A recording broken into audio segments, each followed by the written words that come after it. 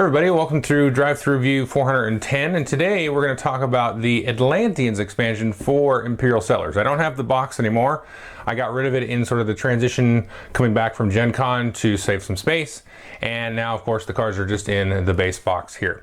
The Atlanteans expansion adds a new faction to Imperial Settlers, the Atlanteans, as well as some new cards for the pre-existing factions, and a couple of new mechanics that you can do and use, and you could technically play the game up to 5 players now. So let's jump into some of the new stuff and I'll tell you what I think. Now before we get started looking at the components in the game and a little bit of the differences, the main takeaway difference for the Atlantean faction is as follows.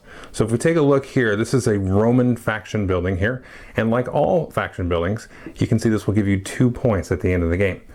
All the Atlantean faction buildings are actually discarded, wiped off the board, they sunk it into the ocean, and they're worth 0 points. You still get points for your common buildings, 1 point each for those, but other than that, you've got to score all of your points, or a good majority of them, during the game. Now here we can see some of the components. Some of this is mixed in with the cards from the base game and the other expansion. But you can see we get a bunch of new cards, a bunch of tokens, and of course the Atlanteans board, and you can see you can choose to be male or female on either side of these. And the feature that you may store is you can store any number of these technology tokens. And here we can see there's 3 new tokens in the game. There's new technology tokens, there's advanced scoring tokens, you can see those with the star, and then there's also advanced defense technology tokens.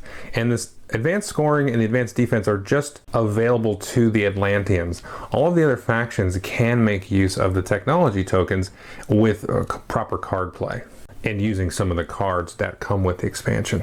And the Atlanteans of course have their own new deck of cards, and there are of course cards that you can add to each of the other factions that will make use of the technology tokens and just new cards in general. And the Atlantean faction also comes with a small deck of cards that would have been in the Why Can't We Be Friends expansion. So you've got some deck building choices out of the gate, even with the Atlantean faction. And of course we've got some new cards to add into the main common deck. And there is a new type of card in the game. There's just one of these. It's an event, and when this triggers, each player just gets a advanced technology token, a little freebie. Now we can take a look at one of the new cards in the common pile. This is a really cool illustration. I just like this one. It's called Easy Riders, with these weird sort of high-tech, low-tech motorcycles. In this one, for example, this is something anybody can make use of, and it says spend 1 of the advanced technology tokens to draw a card, and you can actually activate this one twice. The Atlanteans get a cool ability that they can do. They can actually place one of the advanced technology tokens on any of the common cards, and they can sort of double up on the benefit. So in this case, this card produces 1 gold, but if we had placed an Atlantean token on it, then we can actually produce 2 gold. And this also works for features, and so this one says each time you raise, you gain a point. If we had decided to place a token on here, and it should be noted that once you place a token on there, it's there for good, then I would gain 1 point, but if I had the token, I'd get 2. Action cards, slightly different. You don't really get 2, you just get +1 action. So this one allows me to get 2 points every time I discard a card from my hand. If I had the token on here, I could do that +1 or a second time. And that might be the shortest sort of walkthrough that I've done. It seems like maybe there's just a little bit added here, but do not let that fool you. There is a ton added here.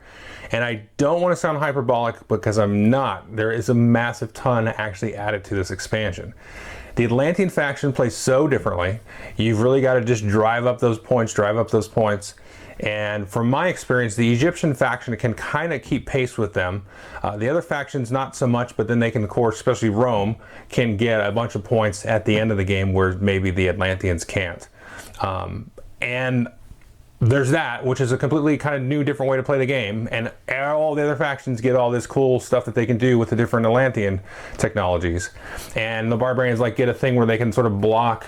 It's called anti-tech or something, where you can block other locations from activating. There's so much different stuff. Now, I'm kind of in the throes, and this is where I'm kind of getting back to there being so much stuff here of the deck building. So I've changed these decks numerous times now since I've played with this. And I actually feel like Rome gets kind of watered down when you add any of the new stuff. I've kind of gone back to just playing the base, out of the box, base set stuff to really get their Stone Engine going and all that stuff. And they have sort of caught up because I kind of feel like I watered them down and weakened them. Now, I'm not going to say definitively Rome is worse when you add the cards, because I just think I haven't found any broken combos that I can exploit with Rome. I mean, for example, just before I started playing with this, we really tweaked the Japanese deck, and that was like, I think, the most powerful deck I had built, where I wasn't piloting that deck, unfortunately, but my friend had did it, and I had built the deck, and he piloted it, and he was able to play every single card in his faction deck, whether it was as a deal or, you know, as a just playing it as a location. He got everything out, and he was able to really abuse a lot of the combos with actually making deals, getting points for making deals, and getting a bunch of points at the end of the game for activating and producing from his deals. So there's a lot here to really chew on and explore. Lots of deck building, and that's what kind of pushes this one. I've said it before, it's like an LCG in a lot of ways, where you can really tweak and build and have fun, and the factions will play super differently based on how you kind of change everything up.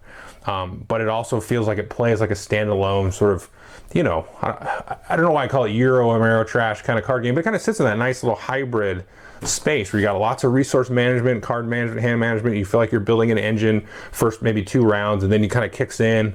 And that's another thing about this game that really seems to have come to light as I've played it a lot more and done a lot of deck building.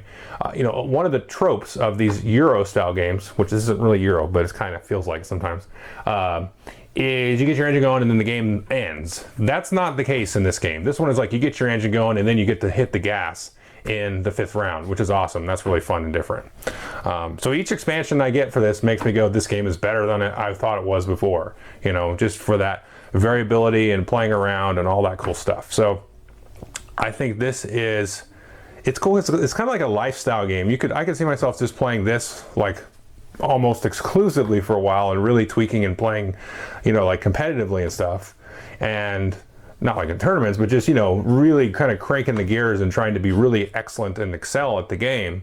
But it doesn't have like the price point of that. You know, you've had the base set and then a real tiny expansion and then a decent size expansion. And there's just a lot to play with. You know, there's 5 factions. Each faction kind of feels different, and but it's very easy to teach and play. And yeah, so I mean, just sort of historical update, just, you know, the expansions, not only you get the cool stuff, but you get to kind of revisit the game. You know, I've had a chance to play this with the family a little bit more, and they've kind of got into it, and it's become more intuitive for them. And so, you know, I've taken it back to the gamer group also recently, and we've had a lot of fun with it, except when I get my butt kicked by a deck that I built by somebody else.